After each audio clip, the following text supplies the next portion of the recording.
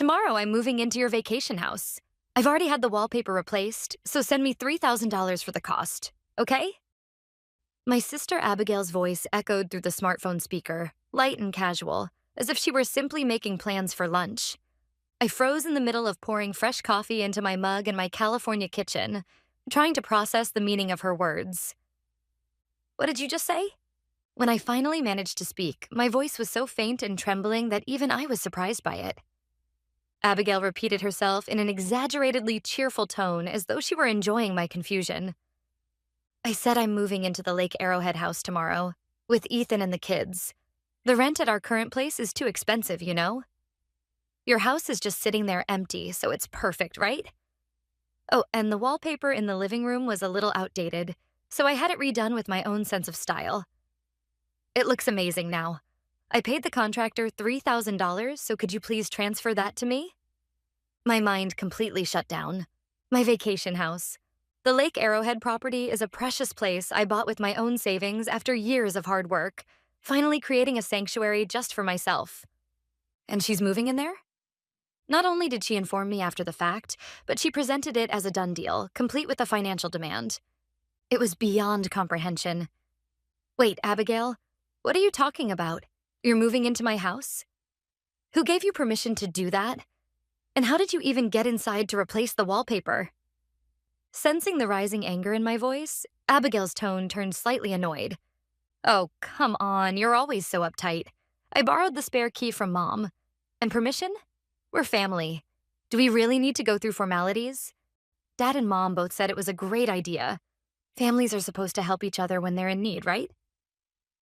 It felt like being struck over the head with a blunt object. My father and mother knew about this insane plan and approved of it. With trembling fingers, I put the call on hold and immediately dialed my mother's number. After several rings, she finally answered in her usual relaxed tone. Hello, Sophie. What's the matter calling at this hour? Mom, I just got a call from Abigail. She said she's moving into my Lake Arrowhead house tomorrow. Is that true? Did you know about this? In stark contrast to my panicked voice, my mother's reply was shockingly calm. Oh, so Abigail told you. Yes, that's right. Things have been a bit tough for them financially. And since you hardly use that house, it worked out perfectly. Your family, dear. It's only natural. Natural. I was speechless. My property, my privacy, my wishes. All of them were trampled so easily under the single word family. I recognized that feeling. When Abigail quietly took one of my designer bags and returned it stained after a party. When Abigail asked to borrow my new car for the weekend, only to drive it around for months and give it back full of scratches. My parents would always say the same thing. She didn't mean any harm, so forgive her. Abigail always managed to get whatever she wanted. No one in the family ever bothered to notice how much I had endured or how many sacrifices I had made behind the scenes. She was good at relying on others, and I was expected to be the one who indulged her. But this time it was on a different level. It was true that I had given Mom a spare key for emergencies, but I never imagined she would come up with a plan to live in my vacation house. I returned to the call I had put on hold with Abigail. Abigail, I don't know what you and Dad and Mom are thinking, but I will never accept this. I will not allow you to enter my house without my permission, and I certainly will not allow you to live there. I said it clearly and firmly. Abigail snorted. All right. Here comes Sophie's hysterics again. It's too late. Most of the packing is already done. Besides, I told you, the wallpaper is already replaced. I don't need your approval at this point. So transfer the money, okay? She hung up on me unilaterally. I stood there, phone clenched in my hand, frozen. Anger, despair, and a deep sadness I had long suppressed surged up all at once. They had used the spare key to let contractors into my house without my permission and had meddled with the interior. That was no longer mere selfishness or pampering. It was clear trespass and vandalism. And quietly, something definite began to grow inside me. It was a cold flame of resolve that had moved beyond anger. I was done being at their mercy. I went straight to the closet and began stuffing clothes into a weekend bag. I grabbed my car keys and my wallet and opened the front door. There was only one place I could go. Lake Arrowhead, where my vacation house stands. I was going there to see the truth with my own eyes and to reclaim my sanctuary. Even by highway, it takes over 2 hours to drive from my home to Lake Arrowhead. During the entire trip, anger and anxiety swirled inside my head. By the time I finally turned onto the familiar road along the lake at dusk and saw my cabin appear between the trees, I gasped. The porch light was shining brightly, and unfamiliar checkered curtains hung in the windows. That alone was enough to tell me that Abigail's words hadn't been bluffs or jokes. I unlocked the door with my own key and stepped inside, and immediately lost my words. The living room walls, once painted in the calm earth tones I had chosen, had been replaced with a gaudy gold damask wallpaper. In the kitchen, a mismatched spice rack had been screwed into the wall, leaving rough drill holes around it. This was no longer my home. It felt as if I had wandered into a stranger's house. An overwhelming sense of wrongness and nausea rose within me. Then, with growing dread, I headed toward the place I feared most. At the end of the hallway on the second floor was my study. It was my personal space, where I worked, read, and faced myself in silence. Trying to shake off the bad feeling, I opened the door. At that moment, I felt the blood drain from my body. The walls were painted in a blinding shade of shocking pink. I was so furious that I could hardly stand, and I leaned against the wall to keep myself steady. Then, out of the corner of my eye, I noticed something in the upper corner of the room near the ceiling. A small white dome-shaped device. A security camera. Just 3 months ago, I had hired a professional company to install them before leaving the house for an extended period to strengthen security. There were 4 cameras in total inside the house, and all the footage and audio were automatically saved to cloud storage. A jolt ran through my body like electricity, clearing my thoughts that had been clouded by anger. Yes, evidence. Everything must have been recorded. I immediately pulled out my smartphone and opened the security system app. With trembling fingers, I logged in and began reviewing the recorded footage from the front door, the living room, the kitchen, and this very study. The date was 1 week ago. There, an unbelievable scene had been recorded in vivid video and audio.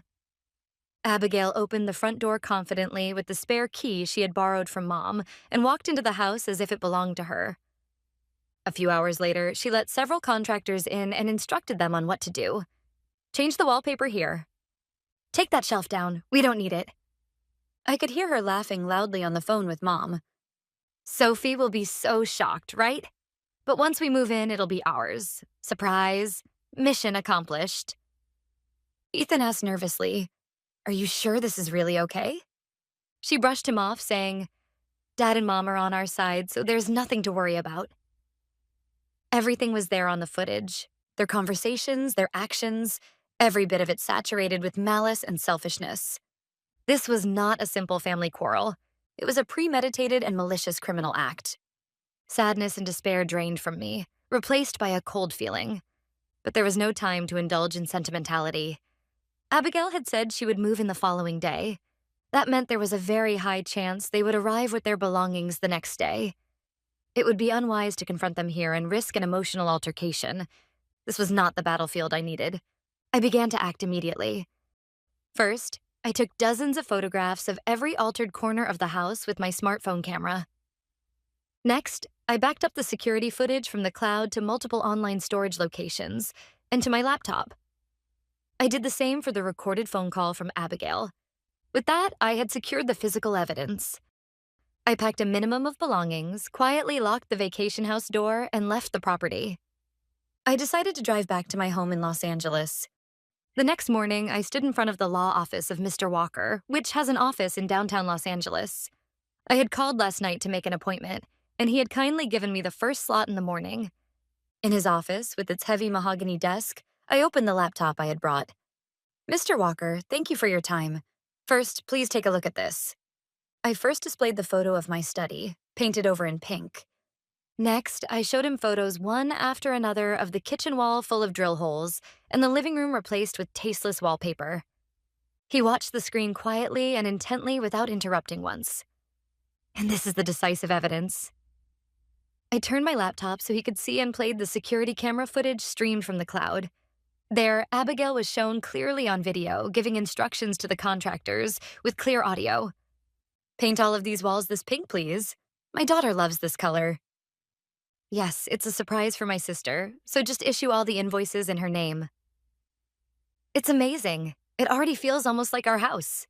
I then played back the recording of Mom laughing on the phone with her. After we finished reviewing all the visual evidence, I presented my final trump card. And this is the clincher, the recording of the very first call in which Abigail demanded, "Pay me $3,000 for the wallpaper." Fortunately, because I work as a project manager, I have long set my phone to automatically record all calls to prevent he said, she said disputes with clients and contractors. This habit turned out to be unexpectedly useful this time. After reviewing all the evidence, Mr. Walker took a deep breath, steepled his fingers, and looked at me directly. "Miss Carter, this is by no means a mere family dispute. From a legal standpoint, your sister's actions and those of your parents who aided the plan constitute several serious crimes." He picked up a pen and began to write on a legal pad as he carefully explained each point. First, unlawful entry, using a spare key and entering your private property, the vacation house, without your permission. Second, vandalism, willfully damaging and altering your property, walls, furniture, interior, without your consent, which is malicious vandalism. And third, attempted extortion. Demanding that you pay for the renovation costs is an attempt to obtain money through coercion, which is an extremely serious offense. The weight of the word crime from his mouth only strengthened my resolve. Mr. Walker presented me with two options. One was to file a civil suit seeking restoration of the house to its original condition and damages for emotional distress. The other was to pursue that, and in addition, to move forward with criminal charges. If you pursue criminal charges, the police will intervene and the prosecutor will decide whether to indict. If convicted, your sister would receive a criminal record. It will not be a quiet resolution, but it is the most certain way to pursue justice and ensure this never happens again. I did not hesitate for a moment. I want both. I want to pursue civil and criminal action to make them fully compensate for all the damage they caused. I am done being their victim. Mr. Walker nodded quietly at my immediate answer. "Sure, I respect your decision. I will prepare a formal demand letter and send it to your sister right away. At the same time, we will begin preparing the criminal complaint to submit to the local police station." His words made the path I needed to take clear. Mr. Walker gave me the law as an absolute shield and spear against the vague family demands I had been forced to swallow until now. "Miss Carter, the fight ahead may be psychologically painful. Your family will appeal to your emotions and try to control you with guilt. But you have done nothing wrong. You are simply exercising your rightful legal rights to protect your property and your dignity. We will support you under the law with everything we have." Mr. Walker's powerful words felt as if the dark cloud that had hung over my heart was finally clearing. 3 days passed after that. During that time, I cut off all contact with my family and waited in the calm before the storm for the moment to come. In the afternoon, my phone rang. The display showed it was my mother calling. I took a deep breath and pressed the call button calmly. "Sophie, what on earth do you think you're doing?" On the other end, my mother's voice trembled with anger and confusion. "What do you mean, Mom?" I asked, forcing myself to stay calm. "What do you mean? A letter from the lawyer arrived at Abigail's place? Unlawful entry? Vandalism? Are you trying to make your own sister a criminal?" The fury in her voice was fiercer than anything I had ever heard. "Mom, listen. What Abigail did is not acceptable. She entered my house without permission and destroyed my property. That is a fact." "Don't come up with excuses. Helping a sister who's in trouble is only natural. Anyway, we're coming to Lake Arrowhead tomorrow. You should come too, if the family talks it out." "No." I cut her off quietly but firmly. "There's no room for discussion, but I will go to Lake Arrowhead tomorrow. I will give her my final notice." "What did you just say?" Ignoring my mother's stunned silence, I continued.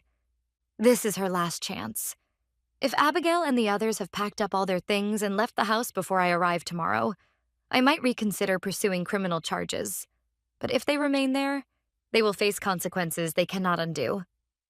With that, I ended the call without waiting for my mother's reply. The next day, I arrived at Lake Arrowhead exactly at the appointed time. The lake was as calm and beautiful as ever, but just as I had expected, an unfamiliar minivan was parked in front of my vacation house. They had completely ignored my warning. When I opened the front door, I found my parents, Abigail and Ethan, sitting on the living room sofa. As soon as I entered, all 4 pairs of eyes turned toward me sharply. "Sophie, you're finally here. Sit down. Withdraw that ridiculous lawsuit immediately, my father said in a grave tone. That's right, you've gone too far. We've already moved our things in, Abigail said shamelessly. In the corner of the room, several cardboard boxes were stacked, clearly their belongings. I stood before them and said firmly, I'm not withdrawing the lawsuit. If you don't leave this house right now, I won't hesitate. Are you still saying that? My mother screamed. Enough already. Yes, it's true you bought this house, but we're family. This house belongs to all of us. This house belongs to me. I cut her off.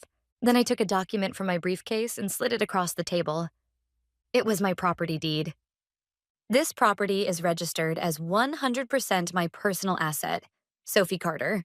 You have no right to claim even an inch of it. But Abigail scoffed. So what? What does that piece of paper even mean? We're living here now. We've already redone the wallpaper the way I like it. At that moment, I felt something quietly click into place inside me. The trap had worked perfectly. Those were the words I had been waiting for. I smiled calmly. So, the way you like it, huh? Do you really like that gold wallpaper? At my unexpected question, Abigail hesitated for a moment, then straightened her posture proudly. Of course I do. It's so much nicer than your boring taste. I see. Then you'd better take a good look at it while you still can. I took a step forward and placed my hand on the table. Because that wallpaper you did your way, the study you painted pink, and every bit of junk you've added to this house, all of it will soon disappear without a trace. They all looked at me blankly, unable to grasp the meaning of my words. I pulled another thick file from my briefcase and placed it on the table. This is the contract I signed 3 months ago for a full renovation of this house. And this is the officially approved building permit issued by the city. I could see my father's expression freeze as he opened the file with a puzzled look. The construction starts tomorrow morning at 9. The duration is 9 months. The plan is to tear the house down completely and rebuild it from the foundation and frame. In other words, I looked straight into Abigail's eyes and declared, that tasteless wallpaper you put up and the pink paint in my study, by tomorrow they'll all be nothing but rubble. Your effort and the money you should have paid the contractors will all be for nothing. What are you? The color drained from Abigail's face. My mother covered her mouth in disbelief, while my father stared at the contract in stunned silence. Abigail managed to squeeze out a few broken words. That's a lie. It's not a lie. Look at the date on the contract. Check the issue date on the permit. I made this plan long before you forced your way into this house. Everything I've done is legal and fully within my rights. As I said that, the room fell completely silent. The cheerful voices of Abigail's children echoed faintly from the next room. It was my father who finally broke the heavy silence. Why? Why would you tear down such a perfect house? At that, I decided it was time to reveal the cold, undeniable truth I had been holding back. A perfect house? Dad, you're looking at this place through sentimental eyes. I'm not. I see it as a project manager, as an asset. My tone was calm but resolute. This property has potential, but with its outdated interior and inefficient layout, its market value has plateaued. That's why 3 months ago I initiated a project to maximize its value. I looked him straight in the eye. This isn't an impulsive act. It's a calculated, strategic investment. According to my estimates, after 9 months of renovation, this property's value will increase by at least 40%. This is not about nostalgia. It's a business project, one crucial to my future. Then I turned toward Abigail, not bothering to hide my disdain. What you and your family tried to trample on with your dirty shoes for the sake of a $3,000 wallpaper job wasn't an empty vacation house. It was a 6-figure investment project. My words echoed through the room, leaving no space for anyone to breathe. Their naive belief that emotion could win this argument was shattered completely. The first to regain his senses was Ethan, my brother-in-law. Until now, he had been sitting silently, detached, but he finally seemed to grasp the gravity of the situation. His face went pale as he turned toward Abigail, trembling. Abigail, what is this? His voice carried more fear than anger. What? Are you blaming me for this? Abigail screamed hysterically. Of course I am. You told me Sophie and your parents were fine with it, that it was all settled, But now she's serious about suing us, and everything we've done is worthless. You've ruined us. My fault? If you made more money, none of this would have happened. This is all on you.